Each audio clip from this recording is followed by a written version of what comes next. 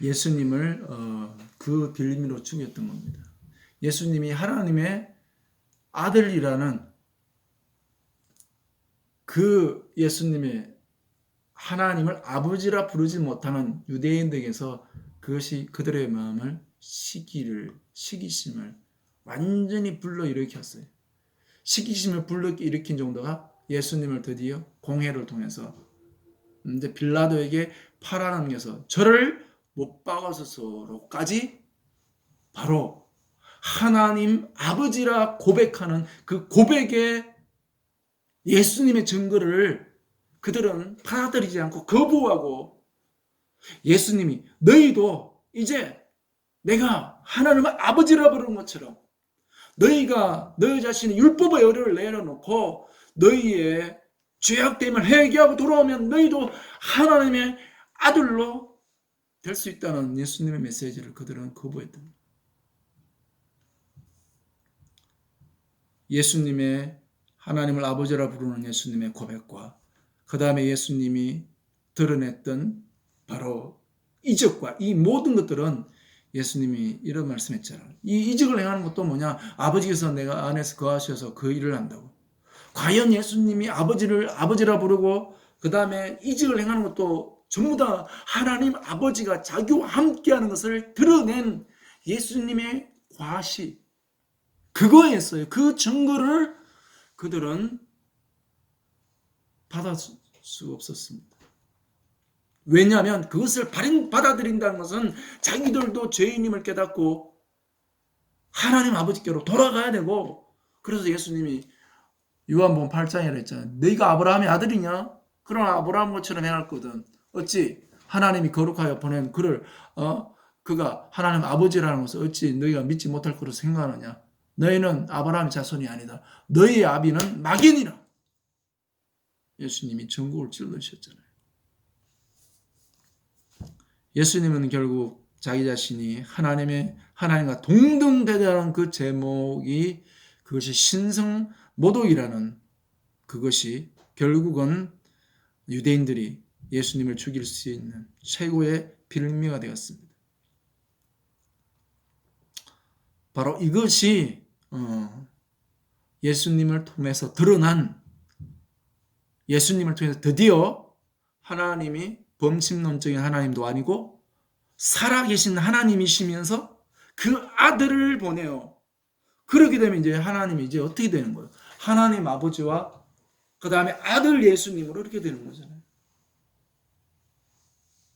삼위일체에서 우리가 그랬잖아요. 햇빛을 보면 햇빛이 우리 인간이 볼 수 있는 햇빛은 사실은 가시광선 이거밖에 못 보여요. 그러나 프리즘으로 보면 스펙트럼 이렇게 발전해서 파남보로 보여요. 이게 7가지로 보이는 거예요.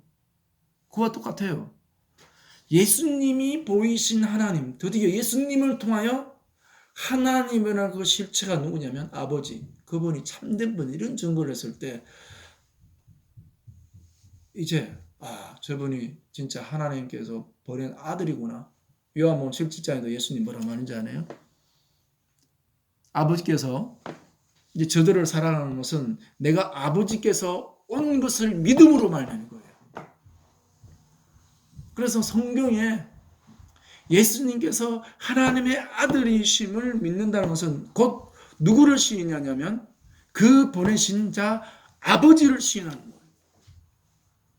그래서 하나님 아버지와 아들의 바로 이 부분이 그러면 그것은 뭘 말하냐면 하나님 아들을 통해서 우리는 아버지를 알게 되고 그리고 아버지는 누구를 통해서 당신을 계시하냐면 아들을 통해서 계시했어요. 이것을 무시하고 이게 이제 부인한다는 게 적그리스도죠. 그것이 적그리스도인 이유는 바로 뭐냐면 그것을 부인하게 되면 예수께서 하나님의 그리스도인 것을 아들인 걸 부인하게 되면 하나님 자체를 부인하는 것이요. 그리고 예수께서 그리스도인만 부인하는 것은 바로 그 인간이 이 땅의 아버지를 보여주신 예수님의 그 증거를 거부하는 인간의 죄됨을 나타나는 거예요. 아까 제가 설명했습니다만 유대인들은 결국은 자기들이 하나님은 하나님대로 있고 자기들은 자기대로 자기 의로 살아가는 그걸로만 만족하는 사람들이란 말입니다. 결국은 자기의 탐욕을 위해서 살아가는 존재입니다. 그러나 그들에 의해서 예수님의 도전이 그들의 속을 뒤집어 놓은 것처럼 바로 예수가 하나님의 아들로 안 믿는 것은 하나님 존재를 부인할 뿐만 아니라 자기 자신들이 그렇게 살아가는 곳에서 하나님께 돌이키지 않는 죄성을 또한 이야기하는 거거든요. 그게 누구냐? 즉 그리스도예요. 자, 그래서 성경은 이만큼 예수님께서 아버지의 번영을 받았고 그리고 예수님을 통해서 드디어 하나님이라는 그 실체를 요한복음에서 독특한 그런 표현이 살아계신 이렇게 표현해요. 살아계신 하나님의 아들이라고. 그럼 살아계신 하나님이 누구냐? 아버지예요. 근데 제자들이 쓸 때는 그것을 살아계신 하나님으로 표현한 거예요. 살아계신 하나님, 역동적인 하나님은 누구를 통해서 계시했냐면 아들을 통해서. 아들의 말씀을 들을 때 그래서 성경의 요한복음에 계속 그 증거가 그거죠. 아들을 말을 듣는 자는 이제 사망에서 내 말을 듣고 나 보내신 자의 말을 듣는 자는 그 말이 그 말입니다. 하나님의 아들의 말을 듣는 자는 삶의 생명을 옮긴다면 이제 이해가 되겠죠. 그런 하나님에 대한 존재에 대해서요. 그리고 그것은 자기들이 율법 안에서 어둠에 살았던 그 사람들이 자기를 돌이키고 아버지께로 회개하고 가야 돼요. 회개하고 가면 하나님의 그 사랑을 받을 수 있는데 그것을 거부하고 자기의 욕심대로 살겠다는 거거든요. 그래서 이처럼 요한복음에서 사도 요한을 통해서 우리에게 예수님이 아버지와 하나 되면서 그리고 하나됨 안에서 행한 그 이적의 근본 이적을 병든 자를 고치고 죽은 자를 살리고 그 다음에 눈먼 자를 못 뜨게 하고 예수님이 이적을 많이 행했잖아요. 그런 이적의 여러 가지 종류 강도보다 더 중요한 건 예수님이 아버지의 말씀하시고 아버지가 보여주고 그것을 자기 안에 담아서 나타낸 것입니다. 서연이도 어떻게 해야 됩니까? 사모님도 어떻게 해야 돼요? 저도 어떻게 해야 됩니까? 우리도 예수님께로 받고 예수님이 가르쳐주시고 예수님이 말씀해주고 이제 성령으로 오거든요. 그 예수님이 이제 성령을 약속하지. 예수님을 통해서는 아버지. 그리고 예수님은 이제 우리를 어디로 내가 아버지께로 가면 유익하다. 가면 내가 너에게 다시 오겠고 너희 속에 거하겠으니 보혜사를 줄 것이로 이제 성령을 우리에게 소개해 주는 거예요. 성령을. 그 성령도 바로 뭐냐? 예수가 그리스도이심을 아버지께로 보낸 바 아담임을 아는 자들에게서 드디어 뭐냐? 성령의 중요성, 성령에 대한 그 친밀감, 성령의 내주하는 역사를 보여줘요.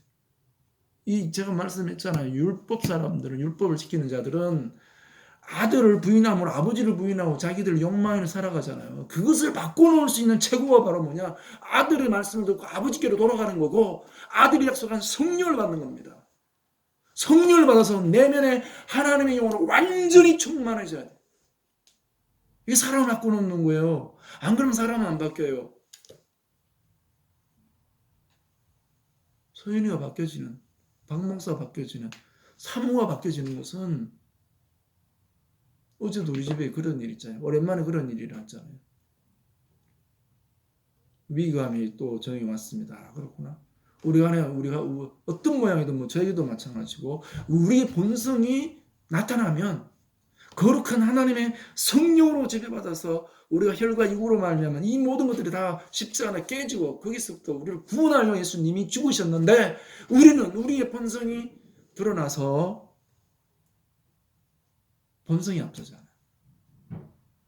주님이 원하셨던 예수님이 원하신 바는 성령이 우리 안에 완전히 우리를 충만히 역사.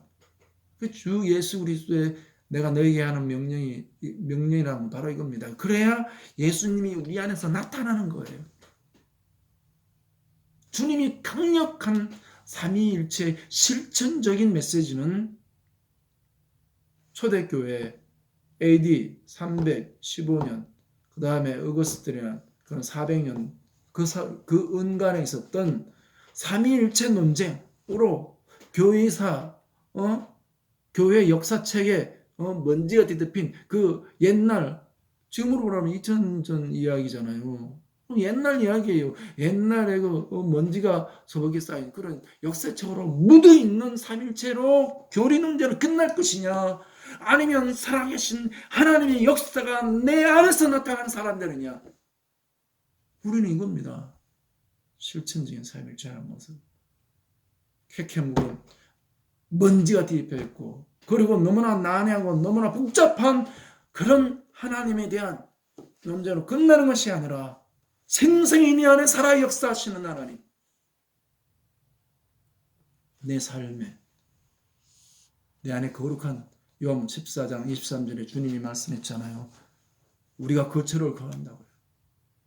하나님 아버지의 그 사랑이 뿌리가 되고 예수 그리스도의 그 십자의 그 은혜가 내 안에 이제 모든 죄악을 씻으시고 주님의 그 영의 위로하신 역사로 말미암아 내 의지와 감정과 지성의 여기까지도 주 예수 그리스도 주님의 생명의 영의 역사함으로 말미암아 온전히 거룩한 주님의 성전되게 하는 역사, 내가 세상 속에서 더러운 세상에서도 거룩하게 살아야 될 그 이유가 바로 너희는 하나님의 성전인 것과 성령이 너희 안에 거하심을 알지 못하느냐.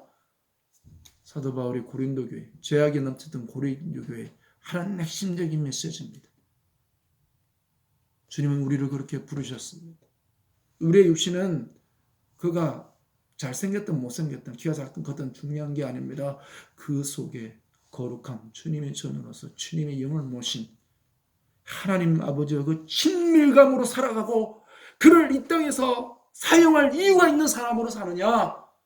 우리 주님의 거처를 삼고자 하셨던 예수님의 간절한 바람.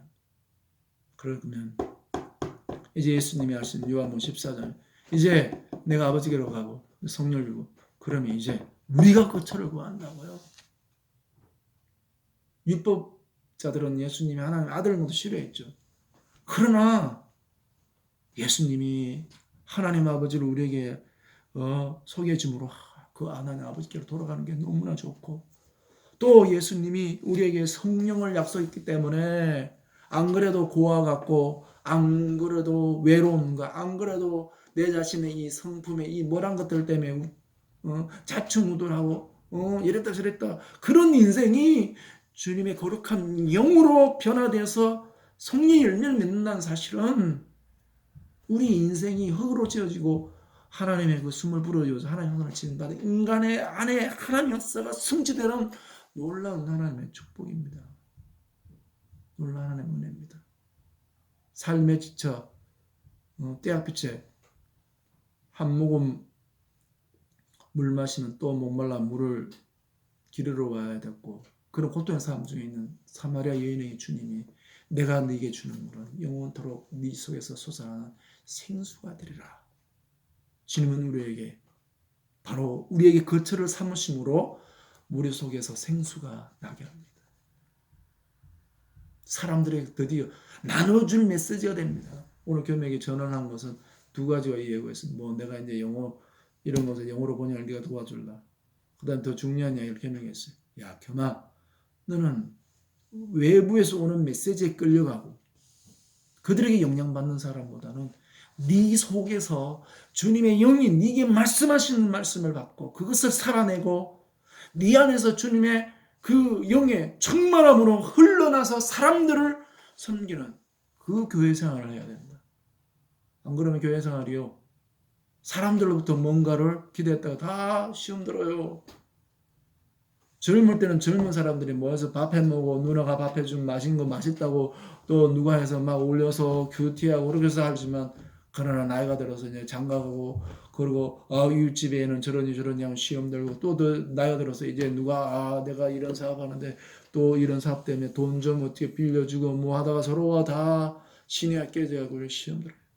나이가 들어서 이제 점점 나이가 들면 홀로 외로워져서 신앙생활도 그냥 종교가 서유럽에는 이제 노인들 그 큰 예배당에 노인들만 몇 명 있는 사람들이 되어버리지 않았습니까? 그 이유가 어디 있나요? 우리에게 내가 외부로 누구로부터 내 안에 셈이 됩니다. 이게 거처를 삼으시는 살아계신 하나님의 역사입니다. 실천적인 삼위일체의 역사는 살아계신 하나님께서 드디어 내 안에 거룩한 구원의 역사가 완벽하게 성취되어 내 안에 하나님이 거하시는 겁니다. 할렐루야. 아멘.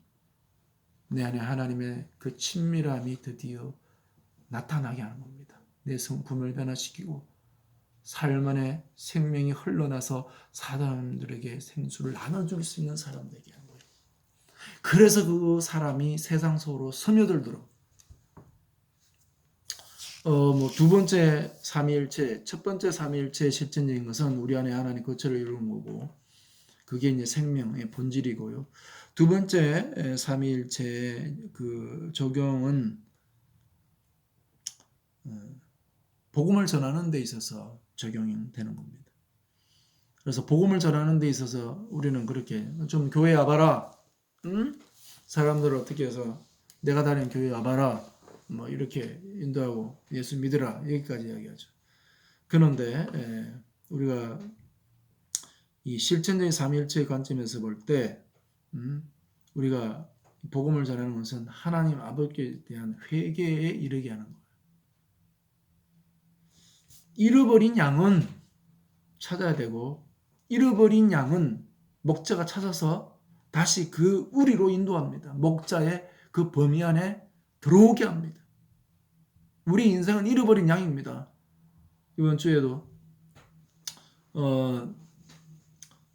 금요일에도 그 일 갔다 와서 사무실 앞에 있는 사람에게 그 사람이 또 평리 강령희 할머니 집 이웃이더라고. 그래서 우리 반장님도 잃어버린 양이지 않습니까? 우리 반장님도 인생의 무거운 짐을 지고 살아가는 분이 아닙니까? 하나님 아버지께로 돌아오세요. 하나님 아버지가 우리 반장님의 그 머리카락을 다시 무거운 짐을 지시고 예수를 보내셨습니다. 하나님께로 돌아오세요. 그래서 하나님 아버지에 대한 회개의 말씀을 가질 때는 우리가 누구에게나 이야기할 수 있어요. 누구에게나 하나님 아버지께라고 돌아오라고 요청할 수가 있습니다. 왜요? 잃어버린 집을 나간 아들이기 때문에 그렇습니다. 전도는 그 사람들을 찾는 겁니다. 그 사람들을 만나는 겁니다. 그 사람들이 그래서 양을 찾았을 때 어깨에 들러매고 내가 양을 찾았노라는 그 기쁨을 보는 것이 전도입니다. 할렐루야. 잃어버린 영혼들이 아버지께로 돌아갈 때 잃어버린 양을 찾을 때 그 기쁨을 얻는 겁니다. 집 나갔던 아들이 돌아왔을 때 아버지가 신발도 신지 않고 쫓아가서 그 아들을 품에 안고 아들아 내가 이제 돌아왔노라 한 것처럼 잃어버린 아들을 찾는 아버지께로 돌아오도록 우리의 전도는 그 사람들을 아버지께로 돌아오도록. 그래서 예수 그리스도의 그 십자가의 그 우리의 그 하나님의 그 진노 상태에 있었던 우리를 아들을 통해서 우리의 죄를 용서하신 그 하나님의 아버지 크신 사랑을 소개하는 겁니다.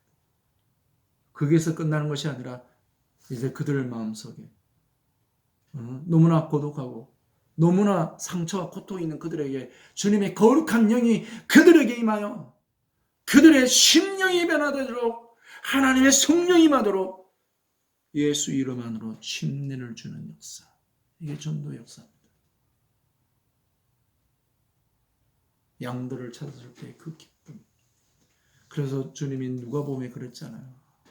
한 사람이 회개하고 돌아오면 하늘의 천사들의 큰 기쁨이 있다. 이게 전도의 기쁨이에요. 의무가 아닙니다. 자, 그렇게 역사하신 우리 주님이 이제 우리에게 실천적 삼위일체의 마지막에 하나 있는데 그것은 마태복음 16장 17절에 주는 그리스도시 16절에 마태복음 16장 16절 주는 그리스도시 살아계신 하나님의 아들이라 하니까 예수님 뭐라 말했냐면 이 반석 위에 교회를 써. 이 말씀에서요. 이제 그러면 실천적 삼위일체 역사가 내 안에 그분이 거처를 삼으시고 거처를 삼으신 그 생명 역사가 이제 사람들을 돌이키는 일들을 회개로 부르는 아버지께로 돌아오도록 사람들을 할 수 있는 역사에 가게 하고 그 사람들이 이제 모아지는 두세 사람이 모아지는 게 교회입니다. 그 사람들이 세상 속으로 스며들어요.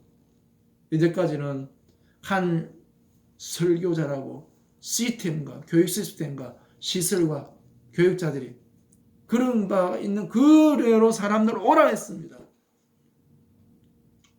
그러나 그와 같은 교회는 이제 세상을 변화시키기에는 너무나 많은 모순과 약점들이 드러났습니다. 세상은 세상대로 그 죄와 악에 관영한 채로 세상은 흘러가고 있습니다. 오히려 세상의 힘이 그냥 교회만 모이는 사람들은 세상 속에는 나약한 자로 살아갑니다.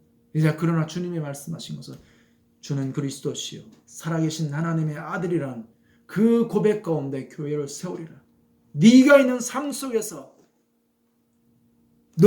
네 속에서 사람들에게 아버지께로 돌아오게 하고 그들을 성령 안에서 그 사람들을 도우며 세워가면서 그래서 네가 벌어서 네가 열심히 일해서 번 그 돈으로 필요를 채우면서 흘러버리는 삶을 살아가는 그런 두세 살에 모인 공동체. 이게 그들이 속한 사회는 바꿀 수 없지만 그들을 변화시킴으로 말미암아 그들이 생명의 삶을 살도록 도와주는 이 교회의 역사입니다. 가치의 변화의 혁명입니다.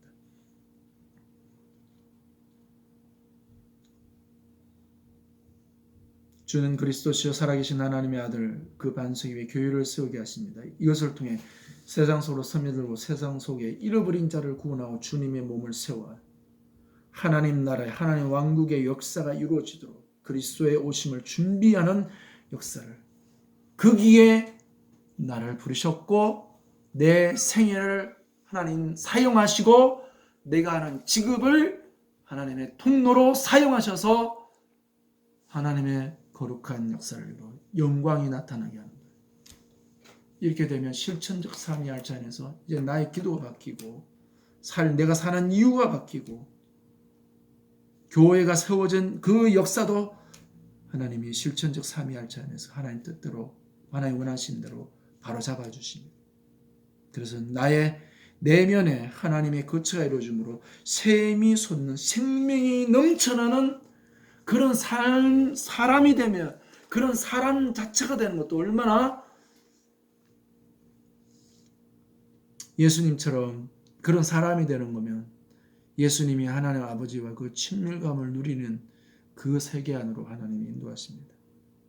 그리고 반대의 하나님 아버지에 대한 회개를 잃어버린 자들에게 능히 할 수가 있습니다. 그리고 예수님이 약속하셨기 때문에 성령이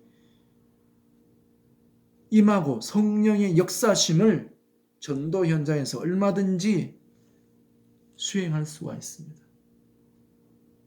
그리고 이제는 많은 사람들이 그 교회라는 여기에 보면 이 정성용 목사님 뭐라 하는 닭장교회가 있다. 어떤 교회를 건물을 유지하고 그 교회에 그것을 하기 위해서 성도들이 존재하는 것, 이 닭장교회가 되어버렸습니다. 이제 그것이 아니라 주는 그리스도시요 살아계신 하나님의 아들입니다. 그러면 내가 교회를 세우리라. 그들은 닭장교회에 벗어나서 세상 속에 스며들어 그 속에 실천적 삼위일체 하나님 그 안으로 사람들을 침례로 이끌고 거기서 또 그 그리스도의 반석 위 교회를 세워감으로 뻗어가고 스며들고 세상 속으로 세상에 있는 사람들을 변화시키는 역사, 이게 주님이 원합니다. 이 역사에 우리 주님이 부르셨습니다. 실천적 삼위일체는 무엇입니까? 내 안에 하나님이 거처를 삼으시는 겁니다. 할렐루야. 그리고 드디어 사람들을 하나님 아버지께로 회개로 이끕니다. 그리고 이제 나로 교회를 세우셨어. 내 생애가 그렇게 쓰임받도록 하나님 역사하십니다. 이 실천적 삼일체의 신비와 그 축복을 누리는 우리 모두가 되기를 이제 우리 다 같이 기도합시다. 기도할 때 살아계신 하나님, 그 예수님을 통해서 그 아버지, 그리고 그 예수님을 통해서 성령에 대한 그 증거의 역사가 이제 내 안에 체험되게 하옵소서. 그래서 내 안에서 사마리아 여인에게 말한 것처럼 내가 네게 주는 물은 네 속에서 영원토록 솟아나는 생수가 되리라. 내 속에 샘이 될 수 있도록, 내 속에 샘이 열릴 수 있도록, 내 안에 하나님의 거처가 이루어지게 하옵소서. 내 안에 하나님의 성령의 코치가 있어서 내 삶을 바로잡고 내가 어떻게 살아야 되는지를 역사하는 성령의 역사까지 열리게 하옵소서. 그러므로 내 인생을 사시고 잃어버린 일을 찾고 교회를 세우는 역사가 열매맺는 역사에 이루어지게 하옵소서. 기도하겠습니다. 거룩하신